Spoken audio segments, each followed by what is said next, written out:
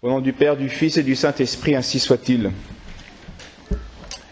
Nous sommes aujourd'hui le 22 juillet et c'est encore la fête d'un saint, puisque tous les jours sont dans l'Église catholique fête d'un saint. Et aujourd'hui nous fêtons Sainte Marie-Madeleine, qui est représentée avec ce fameux vase blanc. Nous comprendrons un peu mieux pourquoi. Et ne croyez pas qu'il soit si facile de parler de cette sainte pénitente des temps évangéliques du 1er siècle, dont nous parle l'Évangile à plusieurs reprises. Des centaines et peut-être même des milliers de pages ont été écrites pour savoir si nous avions affaire à une seule femme, à deux femmes ou à trois femmes différentes dans ces passages évangéliques. Il y a donc trois passages où on parle d'une femme pécheresse, d'une Marie de Magdala, une Marie-Madeleine, et d'une Marie de Béthanie.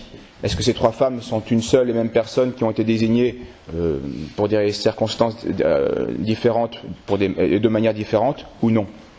Tout d'abord, qu'est-ce que nous dit très rapidement l'Évangile sur Marie de Magdala, Marie-Madeleine, donc Magdala, qui est un petit village près du lac de Tibayad, donc au nord de la Palestine.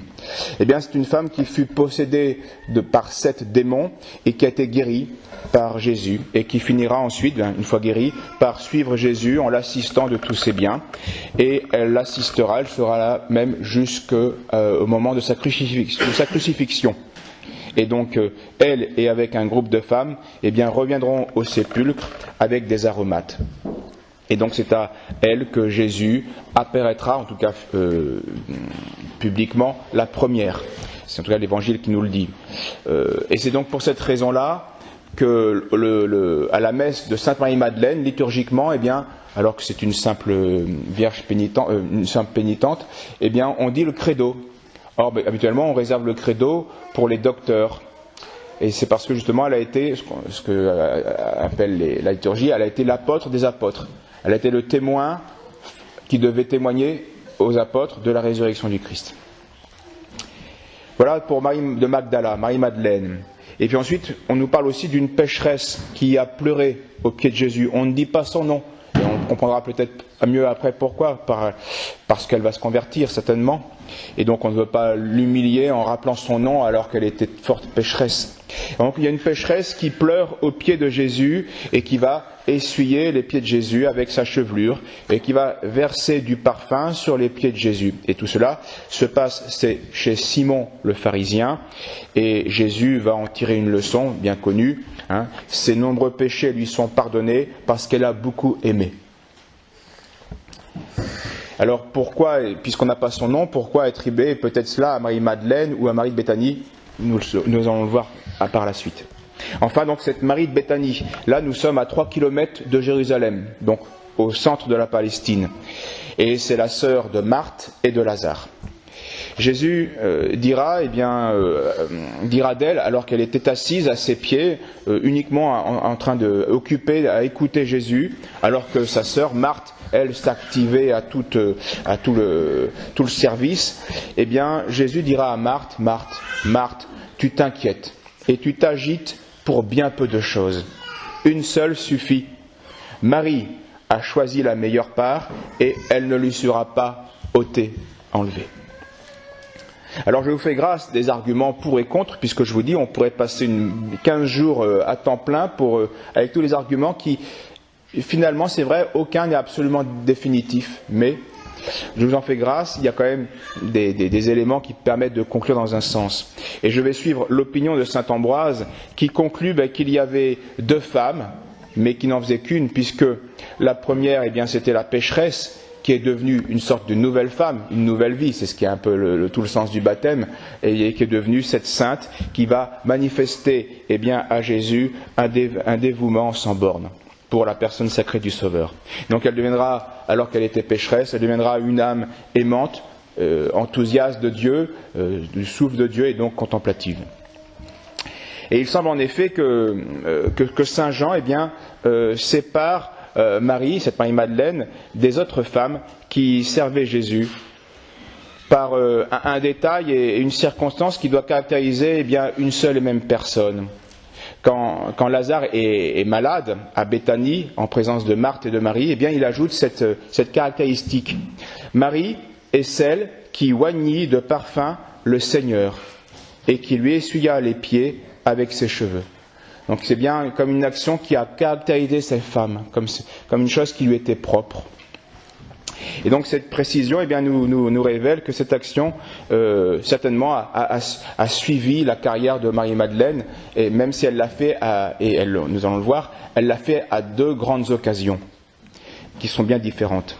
Donc Marie-Madeleine est certainement cette pécheresse. Voilà pourquoi on n'avait pas, quand on parle du péché, on n'a pas rappelé son prénom à ce moment-là, puisqu'elle avait quitté cet état de pécheresse. Donc Marie-Madeleine est certainement cette pécheresse possédée des démons et qui a été guérie par Jésus, qui s'est convertie et qui est devenue cette disciple aimante du Sauveur.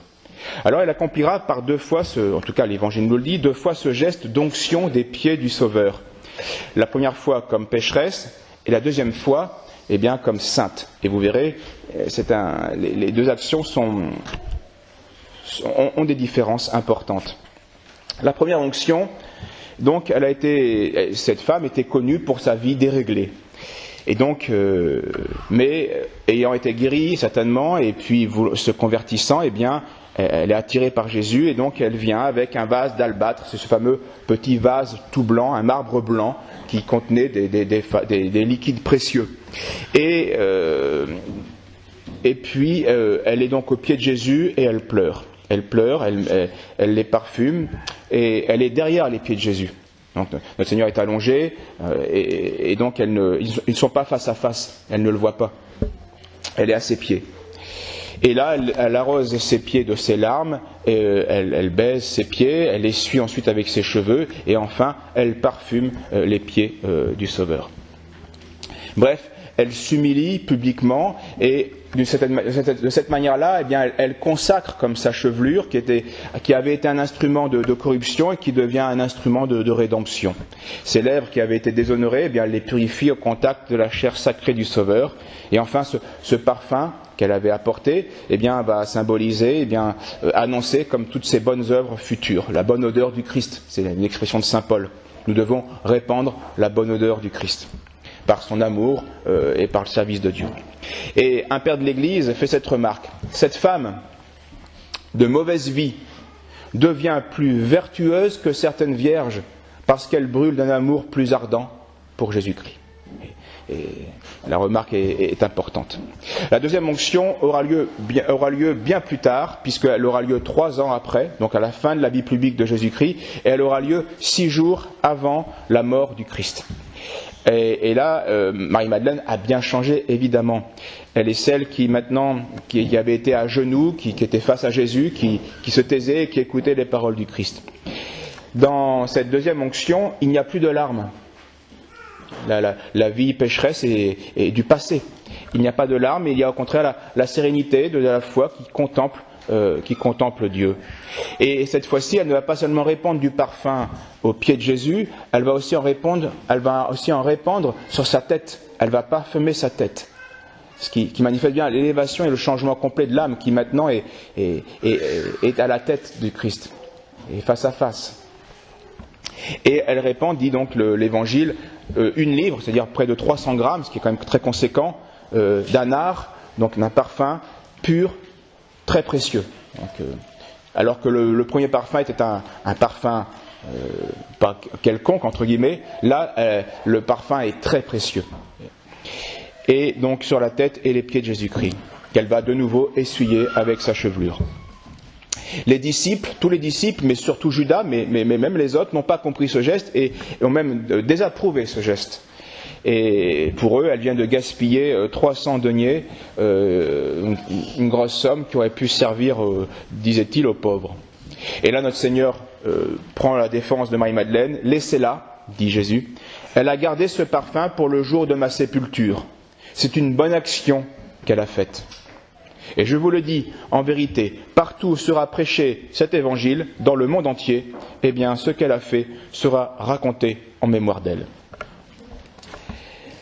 Marie-Madeleine, ici, eh bien, s'est montrée d'une certaine manière supérieure aux autres apôtres, aux autres disciples. En science, elle sentait bien, notre Seigneur en parlait, que la mort est proche et que notre Seigneur va partir. Et donc, elle vient, par tristesse, et faire ce qu'elle peut. Elle le refera au sépulcre. Et elle manifeste là aussi, d'une certaine manière, un plus grand amour, en prenant ce qu'elle avait de plus précieux, ce qu'elle pouvait offrir de plus précieux, extérieurement bien sûr. Enfin, Marie-Madeleine sera favorisée de la première parole du Christ ressuscité, et aussi de la première vision du Christ ressuscité, même en tout cas officielle, puisque beaucoup de pères pensent que la première a été privée et a été réservée à la bienheureuse Vierge Marie. Donc elle est au tombeau, de nouveau, après l'enterrement, le lendemain, elle est au tombeau, et ce coup-ci, de nouveau, elle pleure. Mais elle ne pleure plus sur ses péchés. Elle pleure sur l'absence du divin ami, de l'époux, qui est absent. Et donc, les larmes de pénitence n'existent plus, mais les parfaits pleurent encore ici-bas, et c'est un signe même de la voie de la perfection, c'est que nous pleurons de l'absence de Dieu. Nous pleurons de l'absence de Dieu dans le monde, ou de notre éloignement encore de l'union à Dieu. Alors elle trouve le tombeau vide, vous le savez, et donc elle va avertir les apôtres. Elle n'a pas encore vu le ressuscité, mais elle voit que le tombeau est vide et que le corps n'est plus là. Sa foi n'est pas encore parfaite, puisqu'elle pensait qu'on avait volé le corps.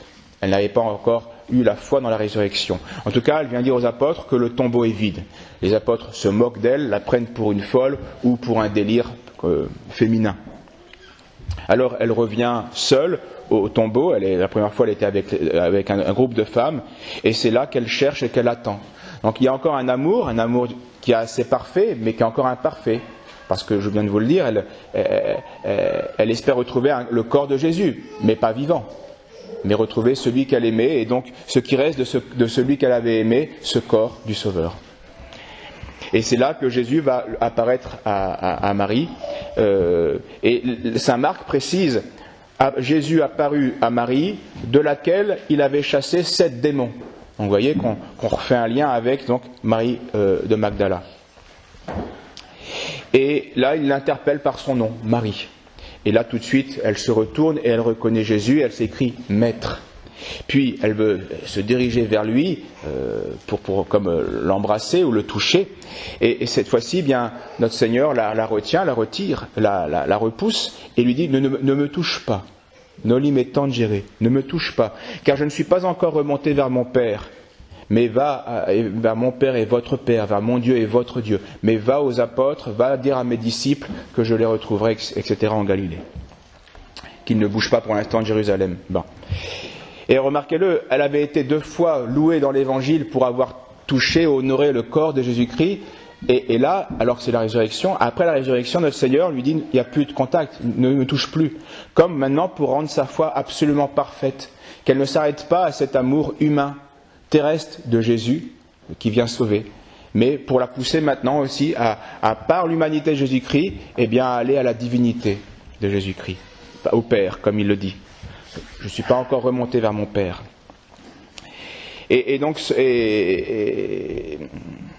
voilà l'évocation donc biblique, évangélique de Sainte Marie-Madeleine. Et vous voyez combien cette sainte, c'est certainement une des femmes dont l'Évangile parle le plus, eh bien, est à tout niveau et peut nous consoler, soit par notre vie de pénitence ou de péché, soit par notre vie de progrès, ou soit par notre vie de contemplation et de perfection, à laquelle, quel que soit le niveau, eh bien Marie-Madeleine a fait toutes ces étapes-là, et ultimement, eh bien, elle doit nous... Prions-la pour qu'elle nous apprenne à pleurer, comme les parfaits le faisaient, d'être encore loin du Père, loin de Dieu, et réservons donc nos larmes pour cela, et cherchons toujours à transcender, pas seulement notre amour à Jésus-Christ, qui ne soit pas un amour bien sûr uniquement charnel à son humanité, mais même aussi à transcender toute la vie charnelle et temporelle créée par Dieu, qui n'est là, comme l'humanité du Christ, n'était qu'un instrument pour aller au Père. Au nom du Père, du Fils et du Saint-Esprit, ainsi soit-il.